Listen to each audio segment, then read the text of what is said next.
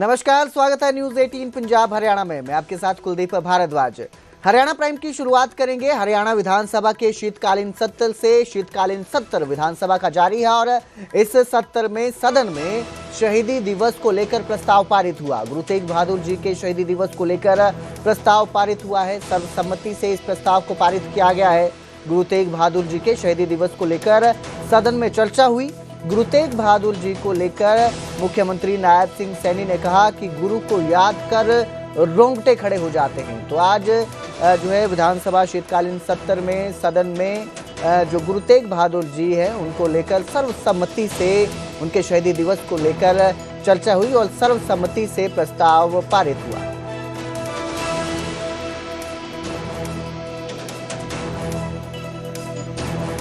प्रस्तुत करता हूं कि चूंकि गत अगस्त 2025 में इसी महान सदन में हिंद की चादर श्री तेग बहादुर जी के 350वें बलिदान वर्ष को मनाने का सर्वसम्मति से संकल्प लिया गया था। उस संकल्प के अनुसार सरकार ने हरियाणा सिख गुरुद्वारा प्रबंधक कमेटी के साथ मिलकर समूचे प्रदेश में अनेक कार्यक्रम आयोजित किए। इन कार्यक्रमों की रूपरेखा को अंतिम रूप देने के लिए गत 3 नवंबर को चंडीगढ़ में सर्वदलीय बैठक का आयोजन किया गया। उस बैठक के निर्णयों के अनुरूप प्रदेश में 350 रक्तदान शिविर आयोजित किए गए।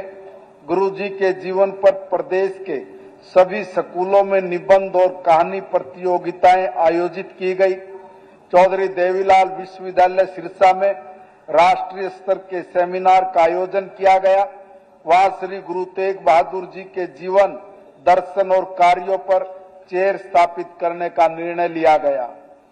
टोहाना वहां गवर्नमेंट पॉलिटेक्निक अम्बाड़ा का नाम श्री गुरु तेग बहादुर जी के नाम पर रखा गया। टोहाना जींद दमतान साहिब रोड का नाम गुरु तेग बहादुर मार्ग रखा गया। करनाल में हिंद की चादर मैराथन का आयोजन किया गया। गुरु जी के शीश को आनंदपुर साहिब पहुंचाने में भाई जेता सिंह की मदद में अपना शीश कुर्बान करने वाले दादा कुशाल सिंह दैया जी के बलिदान स्थल बड़ खालसा में उनकी याद में राज्य स्तरीय समारोह का आयोजन किया गया। गुरु तेग बहादुर जी के देश और धर्म के प्रति योगदान को भी आदरणीय प्रधानमंत्री ने जिस प्रकार यहाँ आकर के नमन किया है, ये हरियाणा के लिए भी गर्व की बात है, हरियाणा वासियों के लिए भी गर्व की बात है। माननीय अध्यक्ष जी, प्रधानमंत्री जी का इस समागम के अंदर आना, ये विषय पूरी दुनिया के अंदर गया है। पूरी दुनिया के अंदर गुरु जी की उस शहीदी के बारे में दुनिया को पता लगा है। ये हमारे लिए बड़े गर्व की बात है। मैंने इसीलिए माननीय अध्यक्ष जी आपको निवेदन किया है। मैं इस सम्मानित सदन के समक्ष प्रदेश की जनता की ओर से गहन श्रद्धा के साथ इस प्रस्ताव को सर्वसम्मत पास करने का मैं अनुरोध करता हूं। वाहेगुरु जी का खालसा, वाहेगुरु जी। रोहतक के पानी के मुद्दे पर भी सदन में सीएम और नेता विपक्ष भूपेंद्र सिंह हुड्डा के बीच हल्की नोकझोंक देखने को मिली। भूपेंद्र सिंह हुड्डा ने जहां बीबी बत्रा के सवाल पर सरकार से जवाब मांगा, तो वहीं मुख्यमंत्री नायब सिंह सैनी ने जवाब देते हुए कहा कि पानी की कमी नहीं आने दी जाएगी।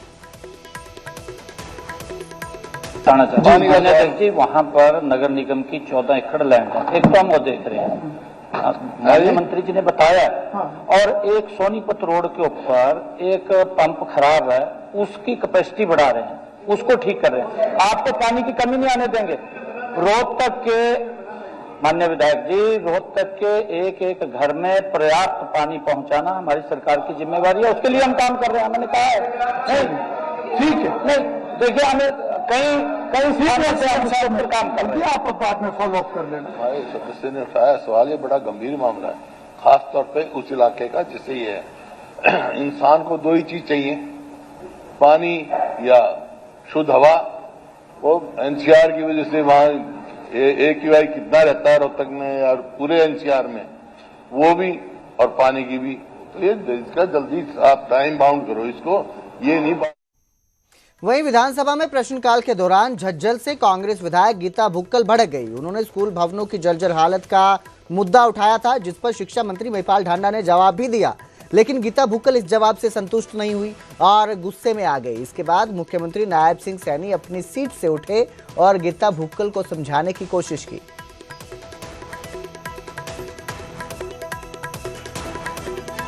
हमने वहां पर साइंस ब्लॉक बनवाया, कॉमर्स ब्लॉक बनवाया, 1000 की कैपेसिटी का सर हमने वहां पर एसी ऑडिटोरियम बनवाया, जिसमें बीजेपी के लोग जाकर झंडे लगाकर प्रोग्राम कर रहे हैं।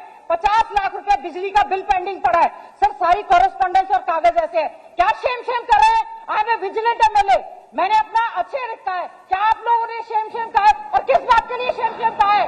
चलिए, रिस्पॉन्सिबल एमएलए हूँ। आपका विषय आ गया। माफी मांगे, मंत्री जी ने आपको आज भी अध्यक्ष महोदय, आज भी इलेक्शन कमीशन ने डॉक्टर साहब आप अध्यक्ष महोदय, उनका विषय अध्यक्ष महोदय, मेरी एक रिक्वेस्ट है, आज भी हमारी हम लगातार मुख्यमंत्री जी कुछ कह रहे हैं। गीता जी, आप तो बहुत सीनियर हो। एक मिनट, माननीय अध्यक्ष जी, माननीय मंत्री जी ने स्पष्ट रूप से कहा है जी कि अगर किसी ने कोई कोताही बरती है उसके खिलाफ, वहीं मंत्री जी ने तो इतना बड़ा दिल दिखाया है कि गीता भुक्कल को कहा कि आपको साथ लेके जाऊंगा, साथ लेके चलिए, ये बात कही है, इतना बड़ा दिल मंत्री जी ने दिखाया। परंतु मैं एक बात कहता हूं, ये बिल्डिंग कब बनी है इसकी सारी जांच कराएंगे, पूरी जांच होगी। जांच के बाद जो भी दोषी होगा, क्योंकि बिल्डिंग की एक लाइफ होती है माननीय अध्यक्ष जी, 30 साल 35 साल शायद विभाग के द्वारा इतनी उसकी लाइफ रखी हुई है। और अगर कितने समय उसको बने होंगे और जब वो बनी है उसके समय उसके पैरामीटर्स क्या थे, क्या उसके ऊपर मटेरियल लगा है, वो सारी जांच होगी और जो दोषी होगा माननीय अध्यक्ष जी उसके खिलाफ कार्रवाई कर देंगे। हम इसके अंदर बिल्कुल कोई कोताही नहीं और करते। ठीक। वहीं सदन में कैबिनेट मंत्री अनिल विज ने भूपेंद्र सिंह हुड्डा को नेता विपक्ष बनने पर बधाई दी। उन्होंने भूपेंद्र सिंह हुड्डा को बधाई देते हुए एक शेर भी पढ़ा। मैं इनको भी मुबारकबाद देना चाहता हूँ। हुड्डा साहब लगभग 1 साल की लड़ाई के बाद जीतकर आज विपक्ष के नेता बनकर हाउस में आए हैं। मैं इनको भी मुबारकबाद देना चाहता हूं और हवाएं लाख मुखालिफ हों, लगभग 1 साल की लड़ाई के बाद जीतकर आज विपक्ष के नेता बनकर हाउस में आए हैं। मैं इनको भी मुबारकबाद देना चाहता हूं और हवाएं लाख मुखालिफ हों, हवाएं लाख मुखालिफ हों, मगर ये तय है दिया वही जलेगा जो अपनी जिद पर अड़ा है। चलिए, हुड्डा साहब आप जीत गई SRK के तरह। अब मैं हरियाणा विद्यालय शिक्षा बोर्ड में लाखों का घोटाला सामने आया है। शिक्षा बोर्ड चेयरमैन ने 82 लाख रुपए का घोटाला पकड़ा है। पूर्व चेयरमैन VP यादव पर इस घोटाले के आरोप लगे हैं। साल 2023-24 में 10वीं की परीक्षा के दौरान ये घोटाले के इल्जाम लग रहे हैं। चेयरमैन की शिकायत पर अब इस पूरे मामले में विजिलेंस जांच होगी। तो बड़ा घोटाला है, लाखों का घोटाला है और करीब 82 लाख रुपए का घोटाला पकड़ा गया है। शिक्षा बोर्ड के चेयरमैन ने ये घोटाला पकड़ा है। जैसा कि आपने एक शब्द प्रयोग किया है घोटाला, हम घोटाला शब्द इसको नहीं कह सकते, ये अनियमितताएं हैं। देखिए, जब चेयर पर कोई भी अधिकारी और कर्मचारी बैठता है उसका एक मतलब ये दायित्व होता है, नैतिक दायित्व होता है कि संस्था के हित में और जो कंज्यूमर हैं जिनको सर्विस हम प्रोवाइड करते हैं उनके हित में कोई भी फैसला लिया जाए।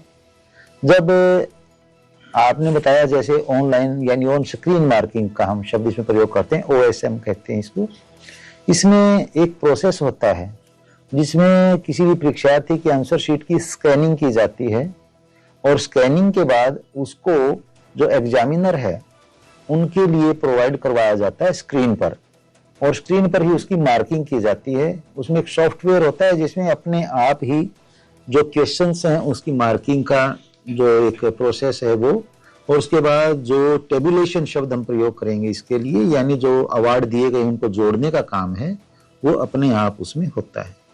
लेकिन प्रोसेस तो बड़ा अच्छा है। प्रोसेस अच्छा क्यों है? क्योंकि इसमें एक्यूरेसी 100% के करीब होती है। लेकिन जब इसके बारे में इस प्रोसेस को यदि हम देखें तो यहाँ एक पेज को स्कैन करने के लिए जो फर्म ने चार्जेज लिए वो बहुत ज्यादा ले रखे हैं। मैं यदि बताना चाहूँ तो ₹1.34 एक पेज की, एक साइड की स्कैनिंग के चार्जेज उन्होंने ले रखे हैं। और जैसे और अब जिक्र करेंगे बहादुरगढ़ का, जहां एसडीएम ऑफिस के बाहर ग्रामीणों ने जोरदार प्रदर्शन किया। ये प्रदर्शन असोदा गांव के गर्ल्स स्कूल की शिफ्टिंग की मांग को लेकर था। ग्रामीणों की मांग है कि गर्ल्स स्कूल की बिल्डिंग की हालत जर्जर होने के बाद वहां पढ़ने वाली छात्राओं को बॉयज स्कूल में शिफ्ट कर दिया गया, जिसके बाद गांव के लोगों ने चंदा इकट्ठा कर खुद बिल्डिंग की मरम्मत करवा दी। लेकिन अभी तक शिक्षा विभाग ने उसी बिल्डिंग में छात्राओं को शिफ्ट नहीं किया है, जिसको लेकर प्रदर्शन किया गया था और मांग की गई है कि छात्राओं को बॉयज स्कूल से हटाकर वापस उनकी बिल्डिंग में शिफ्ट किया जाए।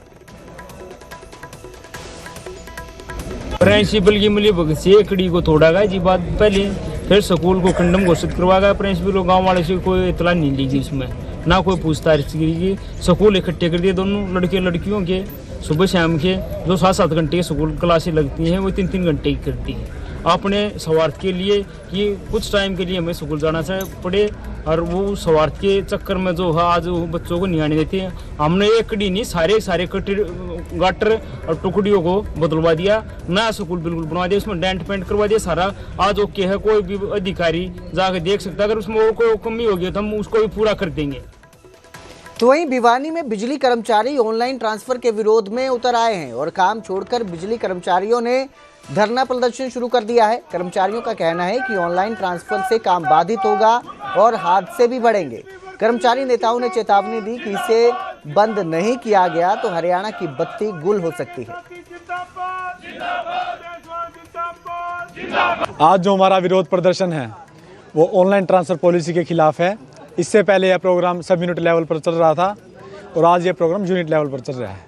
हमारी जो मुख्य डिमांड है, पहले इस ट्रांसफर पॉलिसी में क्लरिकल कैडर को लागू कर रखा था, अब इन्होंने टेक्निकल कर्मचारियों को भी इसमें ले लिया है। तो हमारी ये मांग है इस ट्रांसफर पॉलिसी को कैंसिल किया जाए, या तो इसके अंदर एक ये प्रावधान बनाया जाए कि इसको ऑप्शनल किया जाए।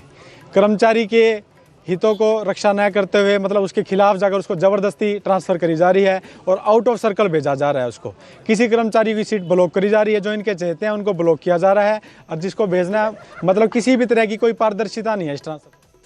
कुरुक्षेत्र में वीजा एजेंट के घर पर ईडी की रेड चल रही है। पिहोवा के मॉडल टाउन में ईडी की टीम प्राइवेट गाड़ी से मौके पर पहुंची और एजेंट के घर को अंदर से बंद कर जांच की जा रही है। किसी को अंदर आने की इजाजत नहीं है, इसलिए घर के बाहर सुरक्षा कर्मियों को तैनात किया गया है।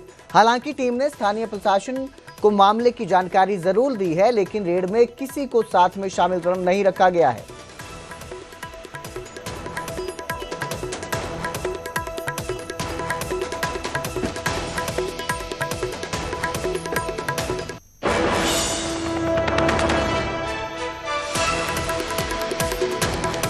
तो ये रेड चल रही है, बड़ी कार्रवाई की जा रही है। हालांकि स्थानीय जो प्रशासन है, स्थानीय जो जानकारी दी गई है टीम को, लेकिन रेड में किसी को भी शामिल नहीं रखा गया है।